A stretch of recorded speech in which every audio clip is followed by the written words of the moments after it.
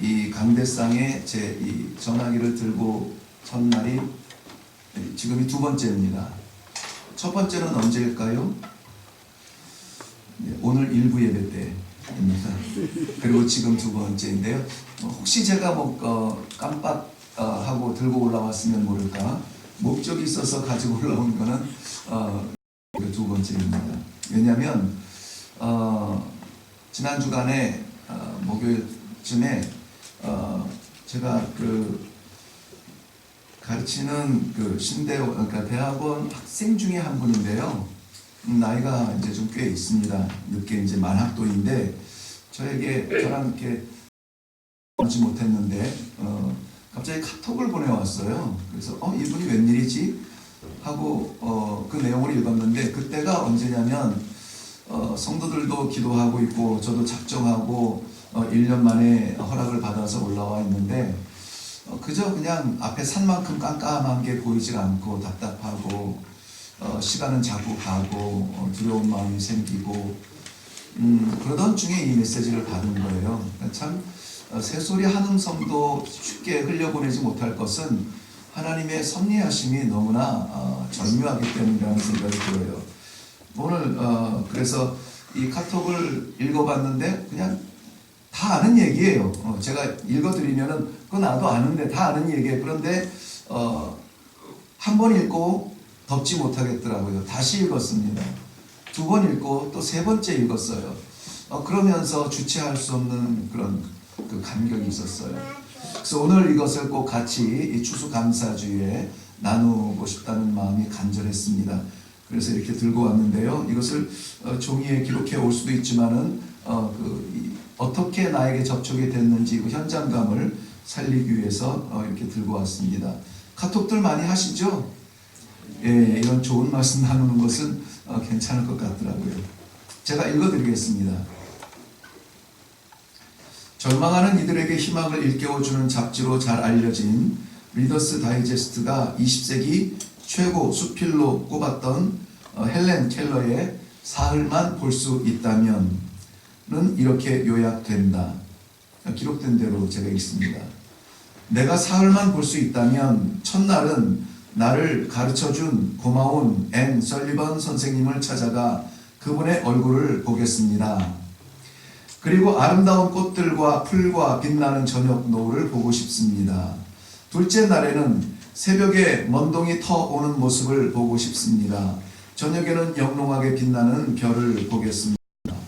셋째 날에는 아침 일찍 부지런히 출근하는 사람들의 활기찬 표정을 보고 싶습니다. 점심 때는 아름다운 영화를 보고 저녁에 집에 돌아와 사흘간 눈을 뜨게 해주신 하나님께 감사의 기도를 드리고 싶습니다. 사흘의 기회이죠. 유럽을 제패한 황제 나폴레옹은 죽을 때 내 생애에서 행복한 날은 6일밖에 없었다고 고백했다. 그러나 눈이 멀어 볼 수 없었고 귀가 먹어 들을 수 없었던 헬렌 켈러는 내 생에 행복하지 않은 날은 단 하루도 없었다 말했다. 보통 사람은 나폴레옹이 더 행복했을 것으로 생각되지만 행복의 척도는 생각하고 느끼는 관점에 따라 달라짐을 느끼게 하는 소중한 말이다. 1990년대에 활발하게 하던 개그맨 이동우 씨는 2003년 신혼의 행복에 젖어 있을 무렵 망막 색소 변성증이라는 희귀병 판정을 받았다.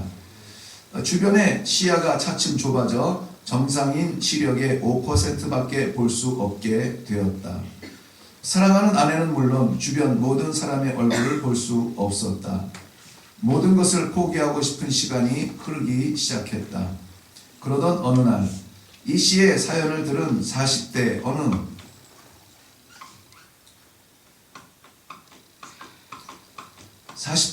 남성이 눈을 기증하겠다는 의사를 밝혔다. 이 씨는 기쁜 마음으로 그 남성이 산다는 천안으로 한 걸음에 달려갔다. 하지만 그는 눈을 기증받지 않고 돌아왔다. 의아한 마음에 주변 지인은 그냥 돌아온 이유를 묻자 이 씨는 이미 눈을 기증받은 거나 마찬가지입니다 그분은 저에게 세상을 보는 눈을 주셨기 때문입니다. 라고 말했다. 눈을 기증하겠다는 그 남자는 근육병 환자였다. 게다가 사지도 못 쓰는 오직 성한 곳이라곤 눈 밖에 없는 사람이었다. 이 씨가 다시 입을 열었다. 나는 하나를 잃고 나머지 9을 가지고 있는 사람입니다. 그분은 오직 하나 남아있는 것마저 저에게 주려고 했습니다. 어떻게 그걸 달라고 할 수 있겠습니까? 살아가다 보면 한 개를 가지면 두 개를 가지고 싶은 사람 욕심인데 이 씨의 마음은 그렇지 않았던 것이다. 이 사연이 알려진 뒤로 그나마 다행스러웠던 것은 쉽게 자신의 곁을 떠나리라 생각했던 아내가 그의 곁을 지켜준 일이었다. 하지만 시련은 멈추지 않았다. 생계의 많은 부분을 책임지고 있던 아내가 뇌종양으로 쓰러졌고 한쪽 귀의 청력마저 잃었다.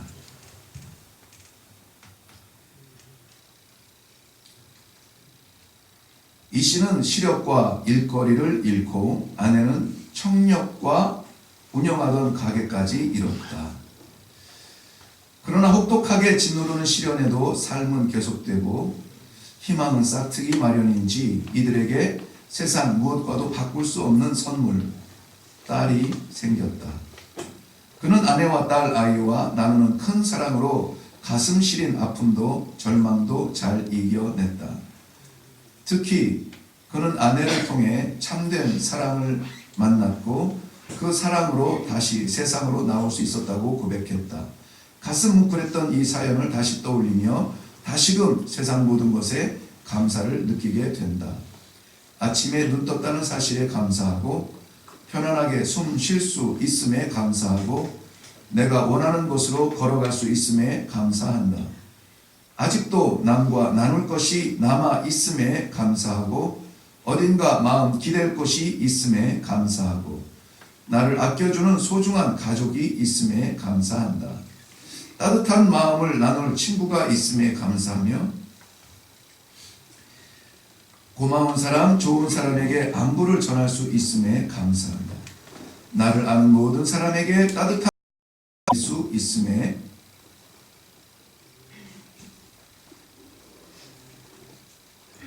더욱 감사한다. 언제나 기도할 수 있어서 더욱 감사한다. 고맙습니다. 오늘이라는 글입니다. 설교의 길이로 치자면 적지 않은 부분이었고 부담이 됐지만은 이 글을 좀 꼭 나누고 싶었습니다. 그리고 이 글을 설교 전에 나눈 것은 설교 마지막에 나누면은 설교는 기억 안 하고 이 글만 기억하실까봐 제가 설교 전에 나누었습니다. 글이 말하는 것처럼 고백한 것처럼 우리는 참 많은 것을 가지고도 마치 아무것도 없는 사람처럼 그렇게 불평할 때가 많죠. 그런가 하면은 참 없는데도 어쩜 그렇게 세상을 다 가진 사람처럼 나누면서 웃으면서 밝게 해처럼 살아가는 사람이 있는지 이해할 수 없는 일들이 참 많이 있습니다. 믿음은 이해는 아닙니다. 이해해서 생기는 것이 믿음이 아니라 그저 그런 존재임이 감사한 거죠.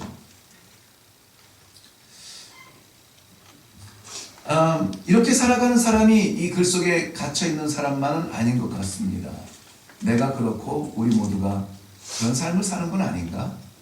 그래서 오늘 말씀을 시작하는 25절과 말씀을 맺는 34절 말씀에 예수님께서는 분명하게 이렇게 말씀합니다. 염려하지 말라. 염려하지 말라.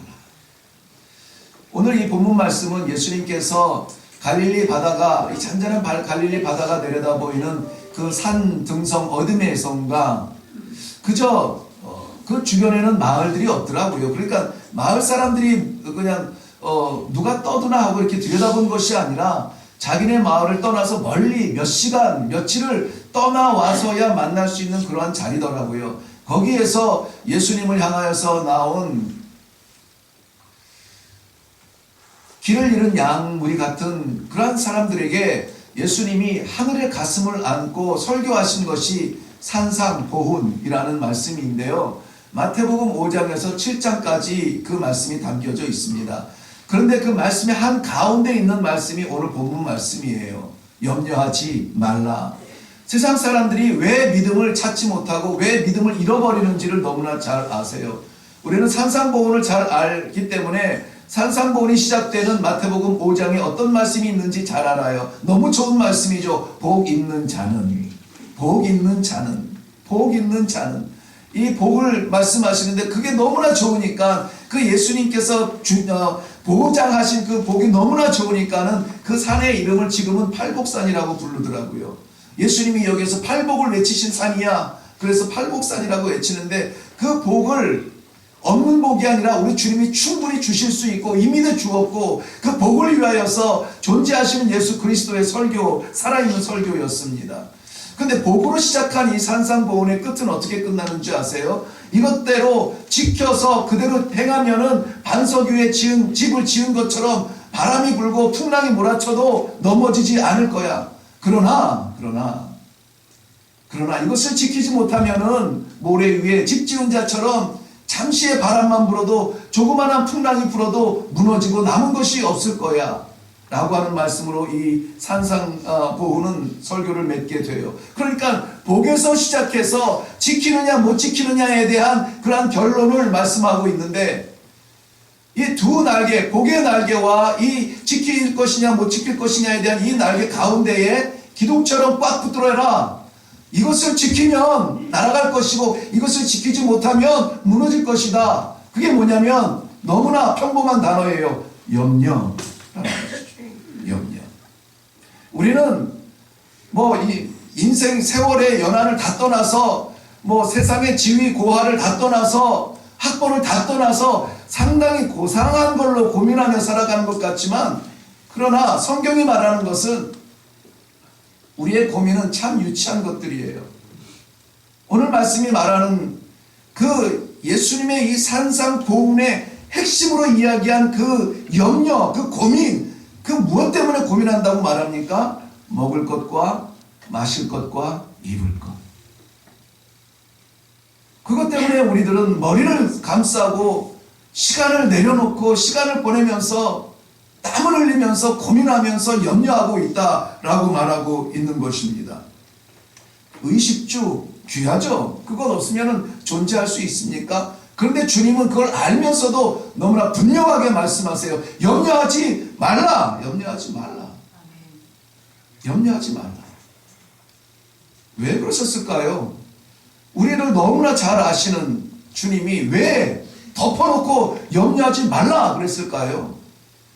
예수님의 말씀은 그냥 덮어놓고 받으면은 귀한 줄로 믿습니다. 덮어놓고 받으세요. 염려하지 말라 그러면은 염려하지 말아야 되는데 이유가 있어요. 왜냐하면은 염려는 우리에게 어떠한 것도 해결해 주지 않는다는 거예요. 더 간단히 말하면 염려는 유익이 없습니다. 염려에서 고민이 나오고 고민에서 생각이 나오고 생각에서 결과물이 나오고 그 결과물을 통하여서 우리가 살아가는 것 같지만 그것은 인생이에요. 내가 개척하고 내가 고민하고 내가 생각하고 내가 찾아낸 길에 내가 살아가는 것은 인생이라고요. 그러나 하나님이 살게 하신 것은 뭐라고요? 영생이라고요. 영생이라고요. 내가 살아가는 것이 인생이라면 하나님께서 살게 하신 것은 영생이라고요. 무엇을 살겠습니까? 영생을 살아야 되지 않겠어요? 아멘. 영생에 비교하면 인생이라고 하는 것은 아무리 100년을 살아도 점 하나, 어쩌면 점의 부분도 안 되겠죠. 그런데 그것 가지고 고민하지 말라는 것은 이 영혼을 아시는 하나님의 초청장이에요. 염려가 너에게 해결해 줄 것이 아무것도 없다. 오늘 20절 말씀에 보면은 너희 중에 누가 염려함으로 키를 한 자라도 더할 수 있겠느냐? 반문하고 계세요. 이것은 무슨 말씀이냐면 더할 수 없다. 도장 찍는 말씀이거든요. 여기서 말하는 이 키라고 하는 것은 똑같은 단어로 쓰일 때 다른 경우에는 이렇게 쓰입니다. 생명으로 쓰입니다. 그러니까 키를 자라게 하는 것도 염려가 할 수 있는 것이 아니고 생명을 연장하는 것도 염려가 할 수 있는 것이 아니다. 염려는 오히려 그 키를 자라게 하시는 것과 생명을 연장시켜 주시는 하나님과의 관계를 끊는 일을 한다. 염려라는 말의 뜻이 쪼갠다라는 뜻입니다. 나눈다라는 뜻이에요. 혼잡케 한다는 것입니다. 그러니까 염려 하나가 생기면 내 마음이 일로 갈까 절로 갈까 고민이 됩니다. 이것을 택해야 되나 저것을 택해야 되나 이 사람을 만나야 되나 저 사람을 만나야 되나 이 마음이 갈라지기 시작해요. 거기에 또 염려가 또 생기죠. 이 사람을 만났을 때 잘 될까? 그러면 그 다음에는 어떻게 해야 될지 마음이 갈라지고 쪼개져요. 산산조각 납니다. 거기서 멈추는 건 괜찮아요. 그런데 이 염려는 하나님을 잊게 만들어요. 염려에 바빠서 해결의 하나님을 잊어버리는 것이 우리 삶이라면은 우리 예수님의 오늘 이 말씀을 가슴에 담아도 좋지 않겠습니까? 염려하지 말라. 잠언 15장 13절 하반절 말씀에는 마음의 근심은 심령을 상하게 하느니라 그랬습니다. 우리의 영혼을 상하게 하는 것, 우리는 사탄을 떠오릅니다. 우리의 영혼이 망가지는 것, 세상의 어떤 악함을 생각합니다. 그런데 우리의 영혼이 상하는 것은 염려라는 것입니다. 염려는 누가 주는 게 아니에요. 내가 속에 품는 겁니다. 이것이 우리의 심령을 상하게 한다라고 말하고 있습니다. 누가복음 21장 34절 말씀에는 생활의 염려로 마음이 둔하여지고 뜻밖의 그날이 덫과 같이 이르리라 말씀하고 있습니다. 그날은 옵니다.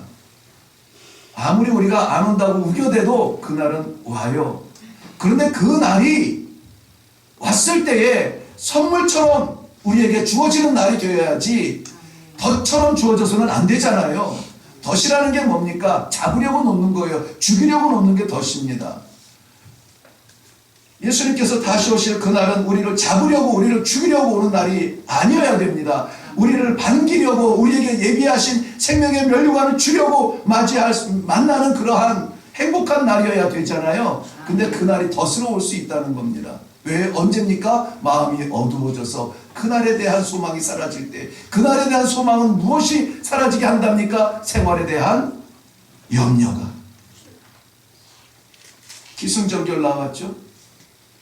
생활에 대한 염려가 우리의 마음을 어둡게 하고 우리의 마음을 어둡게 하는 것이 마지막 날에 대한 소망을 잊어버리게 하고 그날이 우리에게 덫처럼 달려온다. 우리 어르신들이 몇 분 계십니다마는 두려워하면은 안 돼요. 두려워하면은 안 돼요. 그날은 선물처럼 우리가 하나님을 만나는 날이 되어야 됩니다. 그래서 우리 교회는 그래서 그런가요? 우리 어르신들이 정말 가장 이 힘차고 역동적으로 사역을 하시는 분들이 우리 어르신들이에요. 늘 말씀드리지만 저 교육부실에 어린아이들 성경 공부 시간에 문이라도 한번 열어 제치는 분 우리 어르신들이고요. 과자라도 한 봉지 밀어 넣으시는 분 여러 어르신들이. 그래서 뭐 젊은 분들 그렇다고 해서 속상해하지 마시고요. 근데 식당에 가보면 늘 땀 흘리시는 분은 우리 젊은 분들이고요. 저희는 그냥 잘 먹습니다. 그날이 우리에게 선물처럼 올 날인데 언제 만날 날인지는 우리가 모르잖아요. 오늘 살아가는 오늘. 아까 이 카톡의 제일 마지막에 그랬죠. 감사합니다. 오늘 그랬어요. 오늘이 그런 날이면 좋겠습니다. 오늘 모든 걱정들을 다 내려놓고 오늘 하나님을 만나고 하나님의 뜻을 사모하는 그런 날이 되기를 바랍니다. 어떤 분이 염려는 골수하게 한다고 하더라고요. 뼈와 골수, 뼈 속에 그거예요. 네. 그걸 마르게 한다라고 하더라고요. 뿐만이 아니라 우리의 육체만 이 피곤하게 만들고 이렇게 마르게 하는 것이 아니라 우리의 심령도 상하게 하는 것이 염려라고 했습니다. 마태복음 13장에는 천국 비유를 말씀하시면서 씨 뿌리는 비유를 말씀하시죠. 씨를 뿌렸는데 바위 위에 떨어지기도 하고 가시밭에 떨어지기도 하고 좋은 밭에 떨어져 열매를 맺기도 합니다. 근데 그 가운데 참 비교가 너무나 적절한 것이 가시밭에 떨어진 그러한 씨앗에 대해서 설명을 해주는데요. 이렇게 기록되어 있어요. 13장 22절 말씀을 들으나 세상의 염려와 재물의 유혹에 말씀이 막혀 결실하지 못하는 자요. 그랬습니다. 말씀을 듣기는 듣는데요. 말씀을 듣기는 듣는데 이 말씀이 열매가 되지 못하고 자라지 못하는 것은 이유가 하나가 있대요. 뭐냐면 세상의 염려와 재물의 유혹이라는 겁니다. 그게 세상의 염려가 무엇과 똑같다고 말하냐면 지금 가시라고 말해요. 가시나무라고 해요. 가시밭이라고 말하는 거예요. 여러분, 가시에 찔려서 좋을 사람은 없죠. 가시에 찔리고 싶은 사람도 없을 것입니다. 그는 우리 마음에 늘 염려를 담고 살아요. 가시를 품고 살아요. 찔리는 정도가 아니라 가시를 품고 뒹굴고 있어요. 그러면 어떻게 된다고요? 믿음이 자라지 못한다. 말씀이 자라지 못한다. 듣기는 들어도 이 말씀이 나에게 주시는 말씀이 아니라 그저 이 귀천만 오르락내리락 하는 말씀이 되는 거예요. 내 삶의 결단까지 나아가지 못하는 거예요. 내가 그 말씀의 은혜를 체험하지 못하는 거예요. 그렇다고들 하는데 나는 그게 도무지 뭔지 모르겠어 라고 말하는 거예요. 왜 그렇습니까? 세상의 염려와 재물의 유혹이 여전히 말씀과 공존하기 때문에 그렇습니다. 베드로전서 5장 7절 말씀은 너희 염려를 다 주께 맡기라. 왜 그렇습니까? 이는 그가 너희를 돌보심이라. 주님께서 우리를 돌보시기 때문에 주님과 가시를 같이 품지 마세요. 주님과 염려를 함께 공유하지 마세요. 우리 신앙의 열정은 어디로 쏟아야 되냐면은 자꾸 이 가시를 잘라내고 염려를 몰아내고 주님으로 가득 채우는 그러한 실질적인 삶으로 우리가 땀을 흘리고 노력을 하고 결단을 해야 될 줄로 믿습니다. 그렇게 혼란스러워하는 우리들에게 그저 한번 시원하게 가슴이 답답할 때 우리는 하늘을 보잖아요. 오늘 하나님의 말씀은 이렇게 이야기하죠. 공중의 새를 보라. 28절 말씀에 들의 백합화를 보라. 자, 새소리가 나서 새를 보면 무엇이 보입니까? 새가 보이겠죠? 네. 제 질문은 이 정도 수준입니다. 향기로운 향내가 나서 꽃이 있나봐. 그리고 들에 핀 백합화를 보면 무엇이 보입니까? 백합화가 보여요. 지극히 정상이십니다. 그런데 새를 바라보고 꽃을 바라보는 것은 누구나 볼 수 있어요. 그런데 그 새가 마음껏 부닥치지 않고 마음껏 날아다닐 수 있는 그 궁창은 누가 지으셨습니까? 하나님이 지으신 거예요. 우리는 작은 새를 보지만은 쟤 어디서 잘까 무엇을 먹을까가 아니라 그 새가 마음껏 날아다니는 궁창을 지으신 하나님을 볼 수 있는 눈이 열리기를 바랍니다. 들의 백합화도 예쁘고 참 귀합니다. 그 마른 땅에서 피어나는 그 꽃이 생명력이 얼마나 귀합니까? 그런데 우리는 그 들에 피는 백합화가 필 수 있는 그 광활한 대지를 허락하신 하나님의 창조하심을 볼 수 있어야 돼요. 그것이 믿음의 사람들이 볼 수 있는 영안입니다. 이 꽃이 언제 피었다 언제 질지 모르지만 이 대지를 지으신 하나님께서 생명을 주셨으니 하나님의 때에 맞게 생명을 피우시는 거야. 하물며 나를 향한 하나님의 사랑은 얼마나 클까? 그러한 마음으로 광야를 보시고 그러한 마음으로 하늘을 바라볼 수 있기를 바랍니다. 세 장의 퀄리티가 이러니 저러니, 세 장이 좁아, 세 장이 넓어, 세 장이 나무로 됐어, 쇠로 됐어, 세 장의 질을 따질 때가 아니에요. 그 꽃을 심으면 화분이 곧 깨질 것 같아. 이것은 이 나무에 비해서 너무 작은 거 아니야, 큰 거 아니야. 화분을 바라보면서 우리가 고민할 때가 아니에요. 세상을 창조하신 하나님이 우리 아버지시고 오늘 그 아버지가 우리에게 말씀하세요. 염려하지 마라. 염려하지 마라. 로마서 8장 32절 말씀에는 자기 아들을 아끼지 아니하시고 우리 모든 사람을 위해 내주시니가 어찌 그 아들과 함께 모든 것을 우리에게 주시지 아니하겠느뇨. 이 반문은 무슨 말씀이라고요? 주시겠다 하는 말씀이잖아요. 주시겠다. 믿음으로 심으면 믿음의 열매를 거두게 됩니다. 다시 믿음으로 심으면 믿음의 열매를 거두게 됩니다. 불신으로 심으면 불신의 쓴뿌리 그 고통을 맛보게 됩니다. 염려하지 말고 구하시기 바랍니다. 이게 찢겨지지가 않아요. 이게 떨어지지가 않아요. 딱 달라붙어서 움직이지가 않아요. 33절 말씀에 그 좋은 키를 주셨는데요. 너희는 먼저 그의 나라와 그의 의를 구하라. 그리하면 이 모든 것을 너희에게 더하시리라. 우리가 없을까봐 염려하는 것들, 우리가 빼앗길까봐 염려하는 것들, 우리가 만나지 못할까봐 염려하는 것들, 그런 것들 더하신다는 거예요. 더 주시겠대요. 더 주시겠대. 언제? 우리가 그의 나라와 그의 의를 구할 때. 그의 나라와 그의 의를 구할 때. 너무하신 거 아닙니까? 우주에 창조주이시고 없는 것이 없으신 분이 우리에게 이 남은 한 마음, 남은 한 조각의 마음까지도 그의 나라와 그의 의를 위하여서 구하라는 겁니다. 그의 나라와 그의 의를 찾으라는 겁니다. 어떻게 하면 좋아요? 하나님 앞에 내놓으라는 겁니다. 손해볼 것 같은데 하나님의 방법은 우리의 생각과 달라요. 하늘이 땅보다 높음처럼 우리의 생각과 달라요. 우리는 비울 것 같은데 하나님은 거기에 채워주신다 약속해 주시는 것입니다. 중요한 단어 하나만 말씀드리고 설교를 맺으려고 하는데요. 하나님의 나라와 그 뜻을 그의 의를 구하는 것은 귀합니다. 그런데 어떻게 구해야 되냐면은 먼저 구해야 된다는 것이 먼저는 이 오직이라는 only의 의미는 아닙니다. 그냥 순서적으로 무엇보다 먼저 구하라 이거예요. 먼저 떠오르는 것이 하나님의 나라고, 먼저 떠오르는 것이 하나님의 기쁨이고, 먼저 떠오르는 것이 하나님의 약속이 되라는 것이에요. 우리의 생각의 첫 부분, 우리 건강의 첫 발자국, 우리 삶의 첫 시간, 우리 재정의 첫 조각, 무엇을 위하여서 써야 될지 성경은 분명하게 이야기해 주고 있어요. 나머지 것 가지고 하나님의 일을 할 것이 아니라 먼저 그의 나라와 그의 의를 구하라. 그리하면 하나님이 채우시리라 약속해 주시는 것입니다.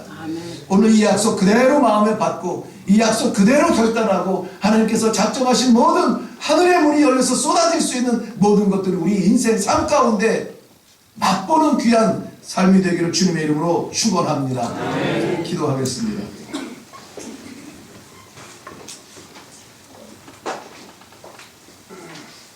그림자와 같은 물의 한 조각 같은 염려라도 하나님 앞에서 내려놓게 하여 주시옵소서. 채우시는 하나님을 체험하며 살아가는 삶이 되게 하여 주옵소서. 감사드렸고 예수님 이름으로 기도하옵나이다. 아멘. 제가 오늘 조금 서둘렀는데요. 오늘 말씀드린 대로 우리 심스 트리오 인데 이분들이 심스 트리오라는 이름으로 활동하는 분들은 아니에요. 그냥 한 집안에 이렇게 예쁘고 귀한 세 남매가 있는 거예요. 근데 이들이 마음을 모아서 하는 게 있대요. 하나님을 향하여 찬양하는 거랍니다. 너무나 귀한 가정의 모습 보게 돼서 감사하고요. 이들 가운데 전문가는 딱 한 분밖에 안 계세요. 딱 한 분 전문가고 다른 형제들은 그냥 주신 탤런트